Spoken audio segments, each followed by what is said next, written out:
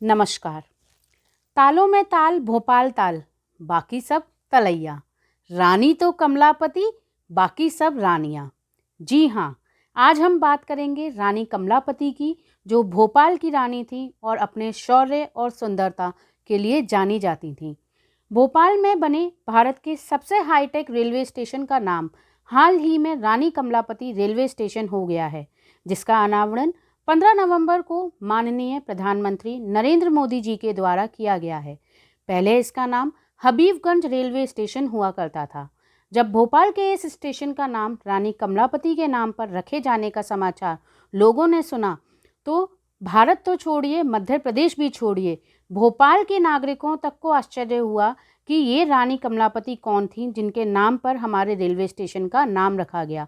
शुरुआत से ही भोपाल के नागरिक ये जानते थे कि यह शहर तो नवाबों का हुआ करता था। भोपाल में किसी हिंदू राजा का अगर नाम आता है तो वो आता है राजा भोज का।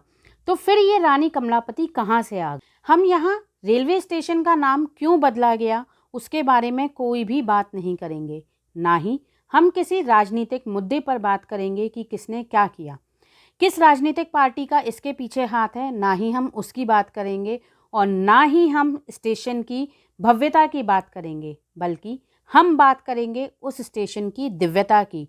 और दिव्यता रानी के नाम में ही है, जिनके नाम पर यह स्टेशन का नाम रखा गया है, यानी कि रानी कमलापति। रानी कमलापति के इतिहास की अगर हम बात शुरू करें तो ये शुरू होती है भोपाल से 50 किलोमीटर दूर स्थित गिरनौरगढ़ नामक अति छोटी लेकिन महत्वपूर्ण रियासत के राजा निजाम शाह से। निजाम शाह गोंड के राजा थे और कहा जाता है कि उनकी 7 पत्नियां थीं। इनमें से एक थी रानी कमलापति।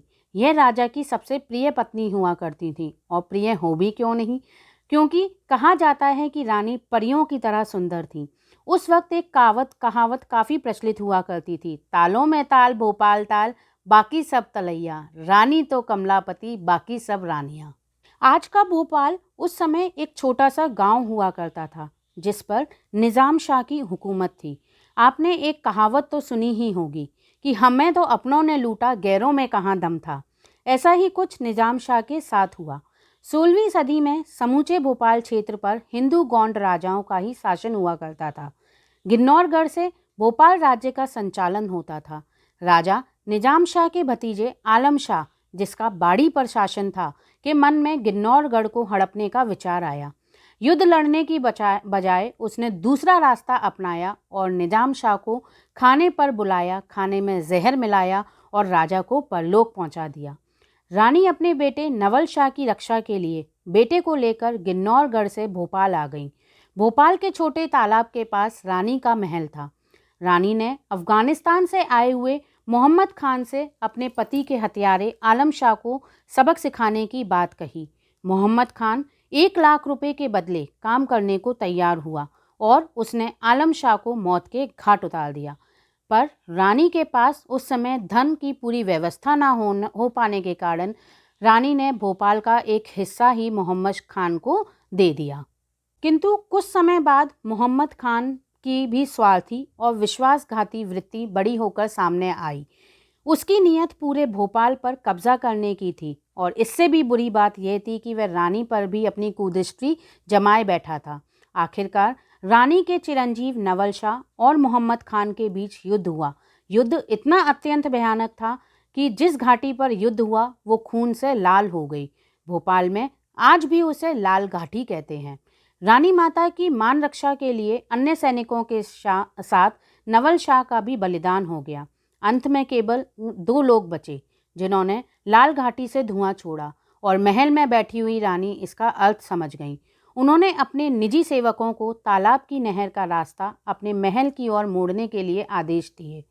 रानी अपने संपूर्ण वैभव साजो सज्जा के साथ महल के सबसे नीचे तले में जाकर बैठ गईं। उस समय महल 7 मंजिला हुआ करता था और अपने शील की रक्षा के लिए जल समाधि ले ली। इसे जल समाधि की जगह आप जल जौहर भी कह सकते हैं। जी हाँ, जल जौहर। क्यों? क्योंकि जौहर जो हुआ ये जल के अंदर हुआ था, इसीलिए इसको जल समाधि या जल जौहर कह सकते हैं। इसलिए कमलापति को हम मध्य प्रदेश की पद्मावती भी कह सकते हैं। जैसे रानी पद्मिनी के साथ अनगिनत महिलाओं ने अपने सम्मान की रक्षा के लिए स्वयं को अग्नि को समर्पित कर दिया था, वैसे ही रानी कमलापति ने अपने सम्मान की रक्षा के लिए और उनके साथ अनगिनत बाकी रानियों और महिलाओं ने अपने आप को जल को समर्पित कर दिया था। आज भी रानी के महल की 5 मंजिलें, जो कि 7 मंजिला महल हुआ करता था, पानी में डूबी हुई हैं। केवल 2 मंजिलें ही पानी से बाहर हैं। यह हमारा ही दुर्भाग्य है कि हम ऐसी ना जाने कितनी रानियों के सतीत्व और साहस की कहानियां नहीं जानते और ना ही हमारे आने वाली पीढ़ियां इसे जान पाएंगी। हम जब भी किसी स्थान को घूमने जाते हैं तो हम सिर्फ और सिर्फ उसकी खूबसूरती के बारे में बात करते हैं। हम कभी भी उसके इतिहास के बारे में जानने के इच्छुक नहीं रहते। ऐसा ही कुछ रानी कमलापति तालाब का हाल है। हम तो तालाब घूमने आए, फोटो खिंचाई और चल दिए। क्यों, कैसे, कब, किसने ये महल बनवाया था, कभी जानना ही नहीं चाहा। हम सभी तालाब के साथ, महल के साथ सेल्फी लेते हैं, फोटो खिंचवाते हैं और #नेचर लवर के साथ स्टोरी डाल देते हैं, किंतु उस भारत माँ की सपूत रानी और ऐसी ही कई रानियों का इतिहास नहीं जानना चाहते। ऐसी ना जाने कितनी कमलापतियों का इतिहास उस महल की तरह ही अंधेरे में डूबा हुआ है। उन पर अब प्रकाश जाने लगा है और दुनिया उससे आलोकित होने लगी है। इस वीडियो के द्वारा मेरा एक छोटा सा प्रयास है कि ज़्यादा से ज़्यादा लोगों को अपने छुपे हुए भारतीय इतिहास की रोचक कहानियों के बारे में अवगत कराऊं और उन्हें भारतीय होने पर गर्वित महसूस कराऊं। नमस्कार।